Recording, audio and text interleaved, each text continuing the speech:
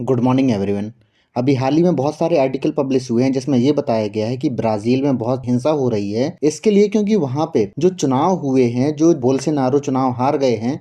उसके बाद हमने ये देखा कि जो डिसिल्वा हैं वो वहां के राष्ट्रपति बने हैं। तो उसके बाद हमने ये देखी है कि जो समर्थक हैं बोल्सोनारो के, तो उन्होंने ब्राजील में बहुत हिंसा की है। वहां के राष्ट्रपति भवन, वहां के सुप्रीम कोर्ट, वहां की संसद में अटैक किया है। यहाँ तक हमने देखा है कि जो राष्ट्रपति भवन है उस पर तोड़फोड़ भी की गई है। इस तरीके से बहुत सारे आर्टिकल पब्लिश हुए हैं इसमें। अगर मैं बात करूं कि ब्राज़ील कहाँ पड़ेगा, तो ये है इंडिया। जब हम यहाँ से ये जाते हैं तो यहाँ आपको ब्राज़ील मिलेगा। ये ब्राज़ील है। ब्राज़ील की जो राजधानी है उसको ब्राज़ीलिया बोलते हैं। ब्राज़ीलिया, इसको हम ब्राज़ीलिया बोलते हैं। तो इसमें अभी हाल ही में क्या होता है कि ब्राज़ील की अगर मैं बात करूं तो यहाँ पे 4 साल में एक बार इलेक्शन होता है। यहाँ पर राष्ट्रपति टाइप चुनाव होता है, जैसे हमारे यहाँ पे प्रधानमंत्री के लिए चुनाव होता है। हमारे यहाँ प्रधानमंत्री बनता है, यहाँ पे राष्ट्रपति के लिए चुनाव होता है। और हर 4 साल में एक बार चुनाव होता है। जो लास्ट बार चुनाव हुआ था वो 2018 में चुनाव हुआ था, जिसमें डिसल्वा खड़े नहीं हुए थे। के बाद हमने ये देखा कि बोल्सोनारो हैं वो वहाँ के राष्ट्रपति बने थे। उसके बाद हमने ये देखा कि लगातार वहाँ पे सरकार चलती आ रही है, लेकिन इनके ऊपर बहुत ज़्यादा करप्शन के चार्जेस लगे हैं। उसके बाद हमने ये देखा था कि जो अमेजोन फॉरेस्ट हैं उनको भी बहुत ज़्यादा कटाई की गई है, जिससे उनकी जनता ने उनको नहीं चुना, और जो लूला डिसिल्वा हैं उनको चुनाव में जिताया गया है। अगर मैं बात करूं तो वहाँ पे दो पार्टी में, जो मेन दो पार्टी इसमें थी, जिसमें वर्कर्स पार्टी थी। अगर मैं जैर बोल्सोनारो हैं वो लेबर पार्टी से संबंध रखते हैं। इसके बाद हमने ये देखा है कि पहले राउंड में जब चुनाव हुआ था तो उसमें किसी भी पार्टी को वोट नहीं मिला था। जिसमें अगर मैं डिसल्वा की बात करूं तो उनको 48.1% वोट मिले थे, और जैर बोल्सोनारो को 43.5% वोट मिले थे। जब दूसरे राउंड की जब उसमें इलेक्शन हुए, दूसरे राउंड की जब वोटिंग हुई, तो उसमें क्या हुआ कि जो लूला को है 50.9% वोट मिले, और इनको जो जैर बोल्सोनारो हैं इनको 49.1% वोट मिले। जिसके बाद हमने ये देखा कि जो डिसिल्वा हैं, लूला डिसिल्वा हैं, वो वहाँ के राष्ट्रपति बने, और जैर बोल्सोनारो हैं चुनाव से हार गए। उसके बाद हमने ये देखा कि जो इनके समर्थक हैं, जैर बोल्सोनारो के जो समर्थक हैं, उन्होंने हिंसा करनी शुरू कर दी अपने देश की राजधानी में। उसके बाद हमने ये देखा कि बहुत ज़्यादा तोड़फोड़ इन्होंने की है। इसके बाद हमने ये देखा कि जो राष्ट्रपति भवन है, इस तरीके से हम देख सकते हैं उनकी खिड़कियां तोड़ी गई हैं। इसके बाद हमने ये देखा कि जो दुनिया भर के वर्ल्ड लीडर हैं जहाँ पे डेमोक्रेसी चलती है, के बाद हमने ये देखा कि भारत के प्रधानमंत्री ने इसके लिए बोला है कि हम डीपली कंसर्न हैं कि जो ब्राज़ील में जो वायलेंस हो रहा है, जो वहाँ पे प्रदर्शन हो रहे हैं, उसको लेके हम कंसर्न हैं। क्योंकि जो ट्रांसफ़र ऑफ पावर जिस तरीके से हो रही है, जो समर्थक हैं, क्या होता है कि समर्थन करने से नहीं होता है। डेमोक्रेसी में ये होता है कि जनता जिसको चुन ले वही मतलब सत्ता में आता है। ये इसकी मुख्य बात होती है। तो लगातार हमने वहाँ पे वायलेंस देखा है। वहाँ की जो प्रेसिडेंस पैलेस है, जो उनका राष्ट्रपति भवन है, सुप्रीम कोर्ट है, उनको बहुत तोड़-फोड़ की गई है, जनता उनके अंदर घुस गई है। उसके बाद हमने ये देखा जो भ्रम फैलाने वाला कंटेंट है, जैसे फेसबुक में, यूट्यूब में, उसको रिमूव किया जा रहा है। इस तरीके से हम देख सकते हैं, ये आज की ही खबर है। अगर मैं बात करूँ तो क्या होता है कि जैर बोल्सोनारो और डिसिल्वा के बीच में देखिए ये होता है कि ब्राज़ील दक्षिणपंथी राष्ट्रपति जैर बोल्सोनारो को हम बोलते हैं। इनके समर्थक जैसे ही चुनाव हारे तो वहाँ के जो राष्ट्रपति अभी इस समय बने हैं, लूला डिसिल्वा वहाँ के राष्ट्रपति बने हैं। क्या होता है कि अगर मैं ब्राज़ील की अगर राजधानी की बात करूँ तो ब्राज़ीलिया वहाँ की राजधानी है। उसके बाद हमने ये देखा कि जिस तरीके से वहाँ पे प्रदर्शन हो रहे हैं, उसके बाद प्रदर्शनकारियों ने वहाँ की जो पुलिस बैरिकेड्स है, जो वहाँ पे क्या होता है कि अगर कोई राष्ट्रपति भवन होता है तो उसकी सुरक्षा भी होती है। सुरक्षा के लिए बहुत सारे जो जवान हैं तैनात किए जाते हैं।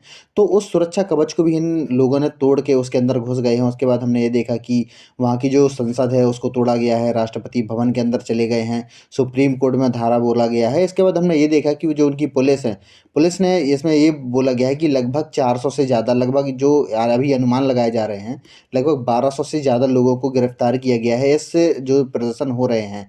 इसके बाद हमने ये देखा है कि वहाँ पे बहुत सारी लूट मार की गई है। इसके बाद हमने ये देखा कि जैर बोल्सोनारो ने ये बोला है कि जो प्रदर्शन हो रहे हैं वो शांतिपूर्ण तरीके से होने चाहिए। लेकिन क्या होता है कि जब प्रदर्शन होते हैं तो उसको कंट्रोल करना बड़ा मुश्किल हो जाता है, क्योंकि इस तरीके से जब रॉयट्स होते हैं, इस तरीके से जब कोई अंकुश नहीं लगता है, तो बहुत ज़्यादा वॉयलेंस में उतर आती है पब्लिक। इसके बाद हम ये देखते हैं कि बहुत ज़्यादा वॉयलेंस करती है। क्या होता है कि अभी हाल ही में हमने देखा था जिस तरीके से श्रीलंका में वो बहुत सारे वीडियो पब्लिश हुए थे, जिसमें हमने ये देखा जो वहाँ के राष्ट्रपति भवन में, जो वहाँ के अगर मैं स्विमिंग पूल की बात करूँ, वहाँ की बहुत सारी चीज़ों में पूरी जनता ने कब्जा कर लिया था। इस तरीके से हम देख सकते हैं। तो जनता किसी काबू में नहीं आती, क्या कर लेगी अगर 1 लाख की पब्लिक एक साथ अगर आ जाए, तो उनके ऊपर हम गोली भी नहीं चला सकते, इस तरीके से हम देख सकते हैं।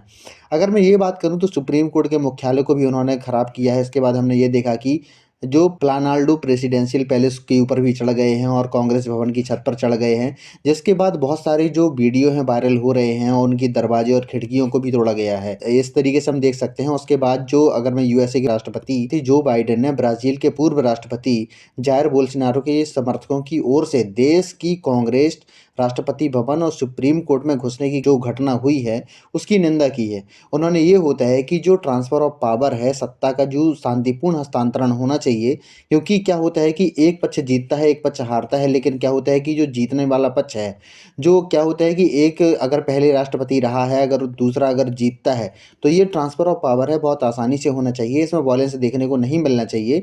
इस तरीके से जो डेमोक्रेसी है, यही इसकी खूबसूरती है। इस तरीके से हम देखेंगे और वहाँ के जो अगर मैं यूएसए के राष्ट्रपति की बात करूँ तो उन्होंने इसकी ये बोला है कि जो ये ट्रांसफ़र ऑफ पावर है मतलब बहुत आसानी से होना चाहिए और लोकतांत्रिक संस्थाएँ जो होती हैं डेमोक्रेसीज़ में, उनका समर्थन हम सबको करना चाहिए और राष्ट्रपति जो लूला हैं, उनको उनकी पब्लिक को मतलब स्वीकार करना चाहिए। इस तरीके से हम देख सकते हैं। इसके बाद हमने ये देखा है कि भारत के प्रधानमंत्री ने भी इसके लिए ट्वीट किया है। उन्होंने ये बोला है कि जिस तरीके से ब्राज़ीलिया में जिस तरीके से वॉयलेंस हो रहे हैं, जो डेमोक्रेसीज़ में ट्रांज़िशन होता है, वो अच्छे तरीके से नहीं हो रहा है। इसके लिए हम कंसर्न रखते हैं, इस चीज़ की हम चिंता व्यक्त करते हैं। इस तरीके से हम देख सकते हैं। इसके बाद हमने ये देखा है कि जो बाइडेन ने भी इसके लिए एक ट्वीट किया है। इसके बाद हमने ये देखा है कि जो फ्रांस के राष्ट्रपति हैं इमैनुअल मैक्रोन, उन्होंने भी इसके लिए ट्वीट किया है।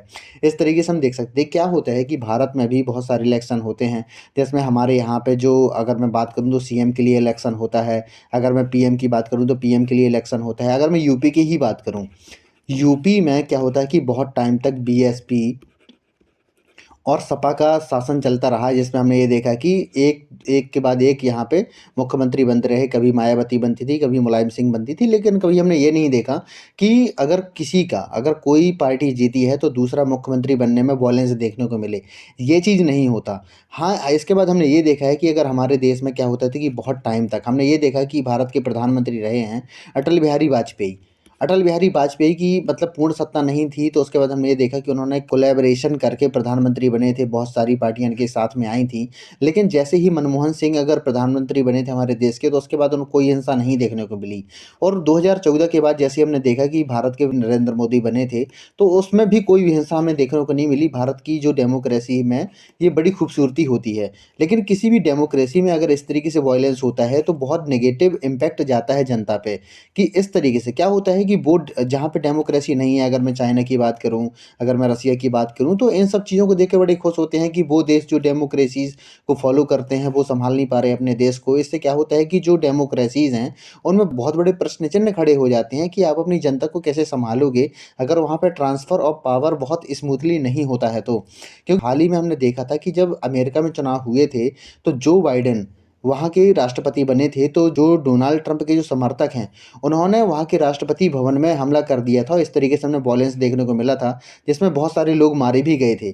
तो ये क्या होता है कि जो अगर मैं डेमोक्रेसी की बात करूँ, तो बहुत ज़्यादा जो नेगेटिव धारणा को प्रदर्शित करता है, जिससे क्या होता है कि बहुत नेगेटिव इम्पैक्ट पड़ता है।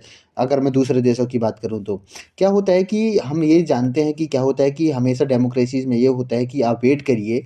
क्या होता है कि जनता ने इस बार नहीं आपको चुना है, तो क्या होता है कि आप वेट करिए और अपने काम करते रहिए। इसके बाद हो सकता है कि अगर आपने ठीक काम किया है, तो अगली बार शायद आपको जनता चुन ले, तो आप दोबारा सत्ता में आ जाओगे। ये हमेशा डेमोक्रेसी में होता है।